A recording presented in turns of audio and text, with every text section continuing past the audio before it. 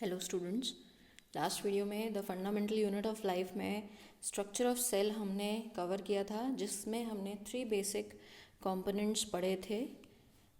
कौन कौन से थे वो 3 बेसिक कंपोनेंट्स? फटाफट से उनको हम रिवाइज कर लेते हैं एक बार। जो 3 बेसिक कंपोनेंट्स थे वो थे हमारे cell wall and cell membrane, nucleus, cytoplasm. इनकी बेसिक कैरेक्टर्स, जो मेन कैरेक्टरिस्टिक्स हैं, उनको हम रिवाइज कर लेंगे एक बारी। सेल वॉल का क्या कैरेक्टर था? सेल वॉल का कैरेक्टर था, ये वो कंपोनेंट होता है सेल का जो उसे शेप प्रोवाइड कराता है। मैंने बताया था कोई भी सेल है, plant cell, specially plant cell, और ये होता किस में है? ये सिर्फ और सिर्फ प्लांट सेल्स में होता है। उन्हीं में ही ये शेप प्रोवाइड करता है। एनिमल सेल्स में सेल वॉल एब्सेंट होता है। सेल मेम्ब्रेन, अच्छा, दूसरा जो था सेल वॉल का कैरेक्टर था कि ये फ्रीली परमेबल, ये किसी भी चीज़ को अंदर बाहर उसके मूवमेंट में उसको रोकता नहीं है, उसके मूवमेंट को इजीली होने देता है सेल वॉल। सेल मेम्ब्रेन पे आ जाते हैं। सेल मेम्ब्रेन क्या होती है? ये सेल वॉल के अंदर वाला पार्ट होता है, ठीक है। प्लांट्स के केस में सेल वॉल के अंदर होता है, और जो एनिमल सेल्स होते हैं उनमें उनमें डायरेक्ट सेल मेम्ब्रेन होता है, ठीक है। उसके बाद क्योंकि एनिमल सेल में सेल वॉल तो एब्सेंट होता है, सीधे क्या आता है? सेल मेम्ब्रेन होता है, ठीक है, राइट। ये तो हो गए सेल वॉल और सेल मेम्ब्रेन। इसके अलावा सेल मेम्ब्रेन जो होती है वो कुछ ही चीज़ों को अलाउ करती है अंदर बाहर मूवमेंट में, ठीक है। इसके अलावा ये जो सेल मेम्ब्रेन को प्रोटेक्ट कौन करता है? प्लांट्स के केस में सेल मेम्ब्रेन को प्रोटेक्ट करता है सेल वॉल, ठीक है। सेल वॉल जो है वो प्रोटेक्ट करती है सेल मेम्ब्रेन को। न्यूक्लियस का काम क्या है? दूसरा आ गया अब न्यूक्लियस, ठीक है। न्यूक्लियस आपका क्या है? ब्रेन ऑफ द सेल की तरह काम करता है। सारी जो एक्टिविटीज़ होती हैं किसी भी सेल की, वो कौन कंट्रोल करता है? वो आपका न्यूक्लियस कंट्रोल करता है। इसके अलावा न्यूक्लियस में क्या होता है? न्यूक्लियस में हमारे पास क्रोमोसोम्स प्रेजेंट होते हैं, क्रोमोसोम्स जिन पे जीन्स प्रेजेंट होते हैं, और वो एक जनरेशन से दूसरी जनरेशन में आते हैं, ठीक है। तो बस इतना याद रखेंगे कि क्रोमोसोम्स कहाँ प्रेजेंट होते हैं? ये न्यूक्लियस के अंदर प्रेजेंट होते हैं, और उन क्रोमोसोम्स पे जीन प्रेजेंट होते हैं जो हमारे जेनेटिक इन्फॉर्मेशन कैरी करते हैं, ठीक है। फिर आता है आपका साइटोप्लाज्म। साइटोप्लाज्म किसी भी सेल का वो फ्लूइड पार्ट होता है जिसकी वजह से जो सेल है वो अलाइव होती है, ठीक है, जिंदा रहती है। अगर साइटोप्लाज्म खत्म हो गया ना किसी भी सेल का अगर साइटोप्लाज्म खत्म हो गया तो वो डेड हो जाएगी, ठीक है। तो साइटोप्लाज्म फ्लूइड पार्ट होता है सेल के अंदर जो उसको जिंदा रखता है, ठीक है। It helps the cell in being alive, ठीक है। इसमें हमारे पास साइटोप्लाज्म में कई सारे क्या होते हैं? कुछ ऑर्गेनेलीज होते हैं, सेल ऑर्गेनेलीज। मैंने लास्ट वीडियो में भी बताया था सेल ऑर्गेनेलीज के बारे में। आज हम उन्हीं को ही करेंगे, ठीक है। बेसिक कंपोनेंट्स तो ये 3 हो गए। अब साइटोप्लाज्म के अंदर क्या होता है? साइटोप्लाज्म के अंदर क्या होता है उसको हम कवर करेंगे, ठीक है। साइटोप्लाज्म में कौन कौन सी सेल ऑर्गेनेलीज होती हैं वो हम आज कवर करेंगे, ठीक है। Now move on to the cell organelles.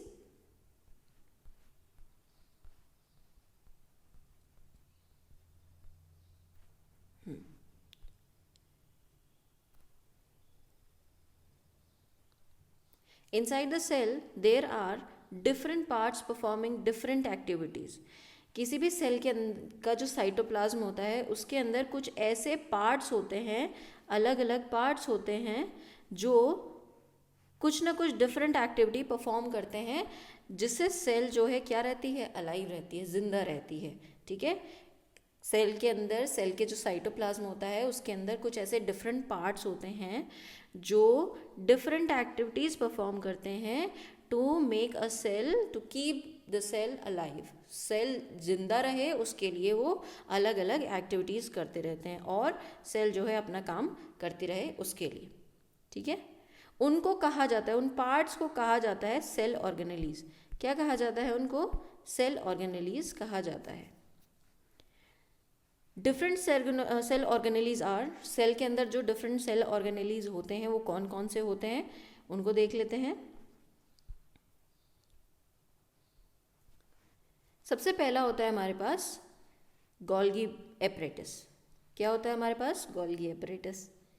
Second होता है endoplasmic reticulum, ribosomes, centrioles, mitochondria, plastid, lysosome and vacuoles. अब हम एक एक करके इनको कवर करेंगे, लेकिन आज की वीडियो में हम सिर्फ दो को ही कवर करने वाले हैं, गोल्गी एपरेटस और एंडोप्लाज्मिक रेटिकुलम ही कवर करेंगे। बाकी के हम पार्ट्स में हम कवर करेंगे, ठीक है। हम सारा एक साथ नहीं करेंगे, नहीं तो सब क्या हो जाएगा, मैशअप हो जाएगा, ठीक है, और वो अच्छे से समझ में भी नहीं आएगा। तो सबसे पहला आज हम कवर करेंगे गोल्गी एपरेटस, ठीक है। गोल्गी एपरेटस ये क्या होता है? गोल्गी एपरेटस ये मेम्ब्रेन बाउंड ऑर्गेनेली होते हैं, मतलब मेम्ब्रेन से बना हुआ एक स्ट्रक्चर होता है जिसमें क्या होते हैं, मेम्ब्रेन से बना हुआ स्ट्रक्चर होता है जिसके अंदर फ्लूइड फिल्ड वेसिकल्स होते हैं, कुछ इस टाइप के स्ट्रक्चर्स होते हैं। ऐसे वेसिकल्स होते हैं, ऐसे वेसिकल्स होते हैं, कुछ वैक्यूल्स, सॉरी ये जो लंबे वाले होते हैं ये तो होते हैं वेसिकल्स, और ये जो राउंडेड स्ट्रक्चर्स होते हैं ये होते हैं वैक्यूल्स, ठीक है। और फ्लैटेंड सिस्टर्नी, ठीक है, फ्लैटेंड सिस्टर्नी, ये स्ट्रक्चर्स होते हैं इसके, ऐसे स्ट्रक्चर्स पाए जाते हैं इस गोल्गी एपरेटस में। Cisternae are usually arranged parallel. Parallel क्या होते हैं? पैरेलल लाइंस आपने पढ़ी होंगी। पैरेलल लाइंस मतलब दे नेवर मीट, मतलब इस तरह से ये जो फ्लैटेंड स्ट्रक्चर्स होते हैं, ये जो स्ट्रक्चर्स होते हैं ये आपस में इस तरह से एक के नीचे एक पैरेलल इस तरह से अरेंज्ड होते हैं, ठीक है। फंक्शन क्या होता है इसका? बेसिकली ये क्या करता है, ये स्टोर करता है, मॉडिफाई करता है और पैकेजिंग का काम करता है और डिस्पैच का काम करता है। जो भी सब्सटेंस सेल के अंदर बन रहा है उसको स्टोर करना, उसको मॉडिफाई करना, मतलब उसकी फॉर्म को चेंज करके स्टोर करना, पैकेज करना, उसको पैक करना। अगर किसी सेल में कोई चीज़ बन रही है, उसे एक सेल से दूसरी जगह जाना है तो उसमें उसकी पैकेजिंग होगी, ठीक है, पैकेजिंग होगी। उसके बाद डिस्पैच मतलब बाहर निकलना, ठीक है। आपने देखा होगा, आप फैक्ट्रीज में क्या होता है, बड़ी बड़ी फैक्ट्रीज में सपोज आपकी मैगी की फैक्ट्री है, ठीक है। मैगी की फैक्ट्री में क्या होगा, पहले तो मैगी नूडल्स तैयार किए जाएंगे, नूडल्स तैयार हो गए, फिर उनको ना क्या किया जाएगा, उनको मॉडिफाई करके स्टोर किया जाएगा, ठीक है। मतलब उनकी जो वो आपने देखा होगा पैकेट के अंदर वो फोल्डेड फॉर्म में होता है, ठीक है। तो वो उसको क्या करा, जब नूडल्स बन गए तो उसको मॉडिफाई कर दिया उस शीट में, ठीक है, वो हार्ड सा हो गया तो उसमें कन्वर्ट कर दिया, तो वो क्या हो गया, मॉडिफाई कर दिया, फिर उसको रख दिया, स्टोर कर दिया, ठीक है। जब उसको उसका जो ऑर्डर आएगा, किसी भी उससे सप्लायर से ऑर्डर आएगा तो वो क्या करेगा, वो उनको पैकिंग करेगा, वो फैक्ट्री क्या करेगी, उसको पैक करेगी, ठीक है। पैक करने के बाद डब्बों में भर के डिस्पैच कर देगी। तो वही वैसे ही काम एक सेल के अंदर होता है। कोई भी चीज़ अगर सेल के अंदर बन रही है तो वो क्या होगी, वो पहले तो क्या होगी, मॉडिफाई होगी, स्टोर होगी। अगर उसे एक सेल से दूसरी जगह जाना है, दूसरे सेल में जाना है तो उसकी पैकेजिंग होगी और फिर उसका डिस्पैच होगा। तो ये सारा फंक्शन होता है किसका, गोल्गी एपरेटस का ये फंक्शन होता है। दूसरा फंक्शन क्या होता है, ये सिंथेसिस करता है। किसकी सिंथेसिस करता है? It helps in synthesis of cell wall, plasma membrane and lysosomes. Lysosomes क्या होते हैं ये हम आगे पढ़ेंगे, नेक्स्ट वीडियोस में पढ़ेंगे हम। सेल वॉल मतलब जो किसी भी सेल, प्लांट सेल है, सेल वॉल कहाँ होती है, प्लांट सेल में होती है, एनिमल सेल में नहीं होती है, ठीक है, तो वहाँ पे भूल जाओ। प्लांट सेल में सेल वॉल की जो सिंथेसिस है, मतलब वो जैसे अगर कहीं ख़राब हो गई कहीं से तो वो क्या होगा, सेल के अंदर जो गोल्गी एपरेटस होगा वो सेल वॉल के जो कंपोनेंट्स होंगे, बेसिक कंपोनेंट्स, उनको बनाना स्टार्ट करेगा। फिर वो क्या होंगे, वो जॉइन होंगे और जहाँ पे सेल वॉल होगी वहाँ पे वो लग जाएंगे, ठीक है। हम मतलब एक तरह से सेल वॉल की रिपेयरिंग हो जाएगी, ठीक।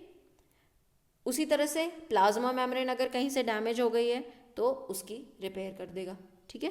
तो ये काम होता है, लाइजोसोम बनाने का काम करेगा गोल्गी एपरेटस। अब गोल्गी एपरेटस का स्ट्रक्चर कैसा होता है ये हम देख लेते हैं। This is the structure of Golgi apparatus, ठीक है, ये गोल्गी एपरेटस का स्ट्रक्चर है। मैंने बताया कुछ राउंडेड होते हैं, ठीक है, कुछ कैसे होते हैं, राउंड होते हैं, कुछ ऐसे फ्लैटेंड होते हैं, ये दिख रहे हैं आपको, फ्लैटेंड मैंने बना के भी दिखाया आपको, ये होते हैं। तो ये क्या है, ये जो फ्लैटेंड स्ट्रक्चर्स हैं, ये जो लंबे लंबे से दिख रहे हैं, क्या है, ये सिस्टर्नी, ठीक है। और ये जो राउंडेड स्ट्रक्चर्स हैं इनको बोलते हैं वेसिकल्स, ठीक है, ये रही वेसिकल्स, ये वेसिकल्स। इसको मैं थोड़ा सा बड़ा कर देती हूँ, ये हैं वेसिकल्स। राउंडेड स्ट्रक्चर्स जो हैं वो क्या है आपके, वेसिकल्स, ये वाले।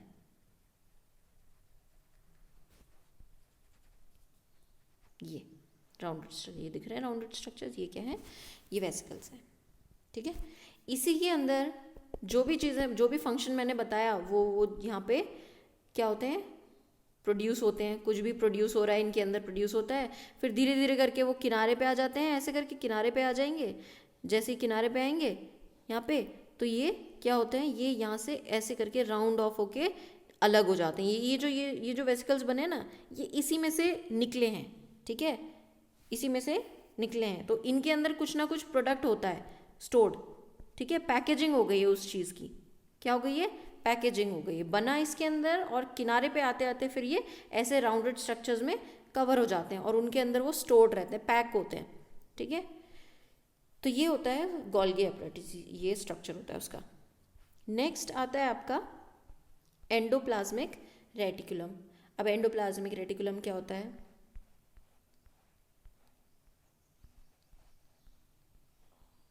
एंडोप्लाज्मिक रेटिकुलम आपका स्ट्रक्चर दिखा देती हूँ मैं आपको एंडोप्लाज्मिक रेटिकुलम का। मैंने जब आपको सेल के बारे में बताया था, प्लांट सेल और एनिमल सेल्स जब पढ़ाई थी, तो मैंने आपको एक स्ट्रक्चर बताया था जो न्यूक्लियस से लेके सेल मेम्ब्रेन तक अटैच था, ठीक है, न्यूक्लियस से लेकर सेल मेम्ब्रेन तक अटैच था। अभी ये दोनों चीज़ें मैं आपको ना सेल के डायग्राम में दिखा दूंगी, ठीक है। तो ये न्यूक्लियस है आपका, ये बीच में जो दिख रहा है ना ये स्ट्रक्चर, ये सेल का न्यूक्लियस है। और ये जो इससे जुड़ा हुआ है ना ये वाला स्ट्रक्चर, ये वाला, ये पूरा, ये क्या है, ये एंडोप्लाज्मिक रेटिकुलम है। और ये कहाँ तक जाता है, ये न्यूक्लियस से लेकर सेल मेम्ब्रेन तक, सेल की जो मेम्ब्रेन होती है वहाँ तक ये जुड़ा हुआ होता है। न्यूक्लियस को सेल मेम्ब्रेन को जोड़ने का काम करता है क्या, एंडोप्लाज्मिक रेटिकुलम। अब हम इसके बारे में पढ़ लेते हैं, ये तो हमने डायग्राम देख लिया इसका, इसके बारे में हम पढ़ लेते हैं।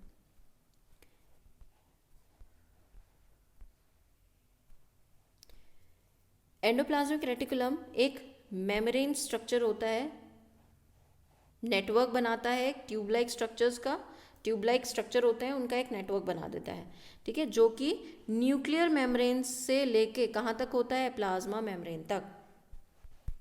अभी मैंने जब आपको उसका डायग्राम दिखाया तो मैंने बताया कि न्यूक्लियस से लेके प्लाज्मा मेम्ब्रेन तक एक्सटेंड करता है, मतलब अंदर जो न्यूक्लियस है वहाँ से लेके बाहर जो सेल मेम्ब्रेन है वहाँ तक ये जुड़ा रहता है, ठीक है। ट्यूब लाइक स्ट्रक्चर्स होते हैं और एक नेटवर्क बनाते हैं, और ये एब्सेंट होते हैं किन में, प्रोकैरियोटिक सेल्स में एब्सेंट होते हैं और आरबीसीज में एब्सेंट होते हैं। आरबीसीज क्या होती है, आरबीसीज हमारे ब्लड में सेल्स जो होती हैं उनको आरबीसीज कहा जाता है। तो उनमें एंडोप्लाज्मिक रेटिकुलम एब्सेंट होता है। प्रोकैरियोटिक सेल्स याद करिए, प्रोकैरियोटिक और यूकैरियोटिक सेल्स, जो हमने सबसे शुरू में डिफरेंस पढ़ा था। Prokaryotic primitive type of cell, eukaryotic true type of cells. Eukaryotic में एनिमल और प्लांट सेल्स थे, ठीक है। तो प्रोकैरियोटिक सेल्स में एंडोप्लाज्मिक रेटिकुलम नहीं पाया जाता, ठीक है। ये जो एंडोप्लाज्मिक रेटिकुलम होते हैं इसके दो टाइप होते हैं। कौन कौन से टाइप होते हैं, there are 2 types of endoplasmic reticulum in the cell के अंदर 2 टाइप के एंडोप्लाज्मिक रेटिकुलम है। एक होता है रफ एंडोप्लाज्मिक रेटिकुलम, दूसरा होता है स्मूथ एंडोप्लाज्मिक रेटिकुलम। अब रफ क्यों बोला जाता है, और चलो इसको तो हम अभी आपके इतना डिटेल में जाने की ज़रूरत नहीं कि रफ क्यों बोला जाता है और स्मूथ क्यों बोला जाता है। अभी हम सिर्फ इनका जो चलिए वो भी देख लेते हैं, क्योंकि लिखा हुआ यहाँ पे, उसको भी देख लेते हैं कि क्यों रफ कहा जाता है। अब ये रफ कहाँ है और स्मूथ क्या है मैं डायग्राम में दिखा देती हूँ पहले तो आपको, नहीं तो आप कंफ्यूज हो जाओगे। अब यहाँ देखो, यहाँ पे कुछ एंडोप्लाज्मिक रेटिकुलम पे आपको डॉट लाइक स्ट्रक्चर दिख रहा है रेड वाले, और ये वाला जो है ये वाला जो पार्ट है इसमें कोई डॉट वाला पार्ट नहीं है। तो जिनमें डॉट वाले पार्ट है, जो भी जिसके पास भी डॉट है वो क्या है आपके, वो रफ है, ठीक है। और जिनके पास नहीं है वो डॉट लाइक स्ट्रक्चर्स, उनको कहा जाता है स्मूथ। उनको क्या कहा जाता है, स्मूथ कहा जाता है, ठीक है। अब इनके जो कैरेक्टर्स होते हैं वो क्या हैं, क्यों इनको रफ कहा जाता है और क्यों स्मूथ कहा जाता है वो देख लेते हैं। जो रफ एंडोप्लाज्मिक रेटिकुलम होता है उनके सरफेस पे क्या प्रेजेंट होता है, प्रोटीन सिंथेसाइजिंग राइबोसोम्स, ठीक है। उनकी जो सरफेस होता है उस पर क्या प्रेजेंट होता है, उन पे उस पर प्रेजेंट होता है राइबोसोम, राइबोसोम प्रेजेंट होता है, इसलिए वो रफ होता है, ठीक है। वो जो डॉट लाइक स्ट्रक्चर दिख रहा है ना रेड कलर के डायग्राम में, वो क्या है आपके, वो राइबोसोम्स हैं। अब स्मूथ को स्मूथ क्यों कहा गया, स्मूथ को स्मूथ इसलिए कहा गया क्योंकि उस पर जो राइबोसोम्स हैं, उस पर जो राइबोसोम्स हैं जो रफ में होते हैं वो एब्सेंट होते हैं, ठीक है। और ये किसका काम करते हैं, ये लिपिड सिक्रीशन का काम करते हैं। वहीं रफ में क्या होता है, रफ में आपके प्रोटीन सिंथेसाइज होती है, क्या सिंथेसाइज होती है, प्रोटीन सिंथेसाइज होती है, ठीक है। तो रफ में क्या प्रेजेंट होता है, राइबोसोम प्रेजेंट होता है जो कि प्रोटीन सिंथेसिस में काम करता है। वहीं स्मूथ में क्या होता है, स्मूथ में आपके राइबोसोम्स एब्सेंट होते हैं और ये हेल्प करते हैं किसमें, लिपिड सिक्रीशंस में,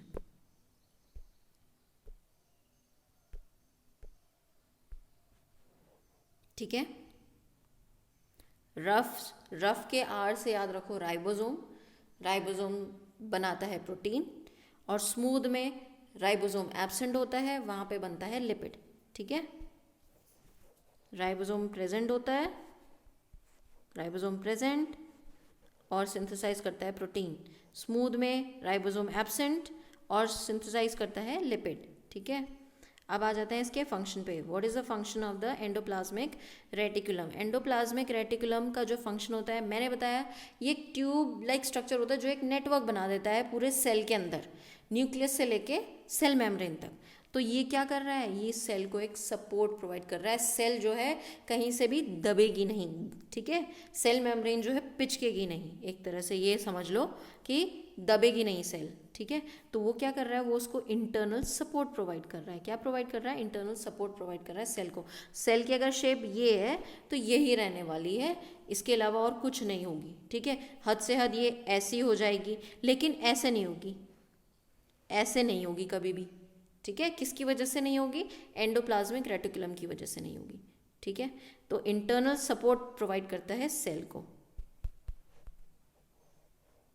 इसके अलावा ट्रांसपोर्ट करता है various substances, transport of various substances कहाँ से, from nuclear membrane to plasma membrane.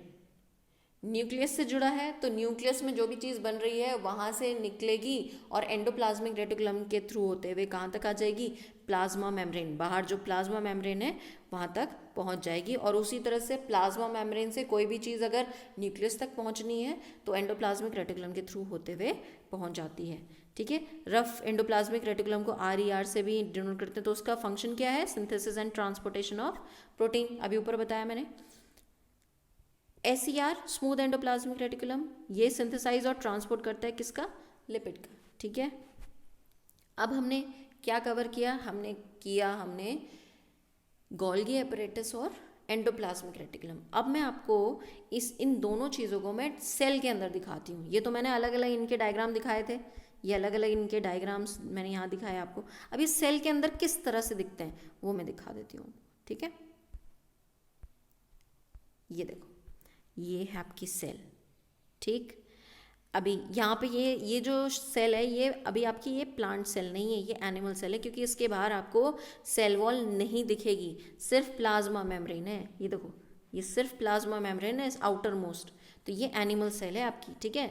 ये पहचानने का तरीका होता है, कोई भी सेल अगर हमें डायग्राम दिख रहा है तो वो कैसी है, एनिमल है या प्लांट सेल है, ठीक है। इससे हमें पता लग जाता है। अगर बाहर हमारे सेल वॉल होती तो इट मीन्स क्या होती, प्लांट सेल होती। लेकिन यहाँ पे सेल वॉल एब्सेंट है तो सिर्फ प्लाज्मा मेम्ब्रेन है, तो ये कौन सी सेल है, ये एक एनिमल सेल है। अब यहाँ पे ढूंढो आप कि गोल्गी एपरेटस कहाँ है और एंडोप्लाज्मिक रेटिकुलम कहाँ है।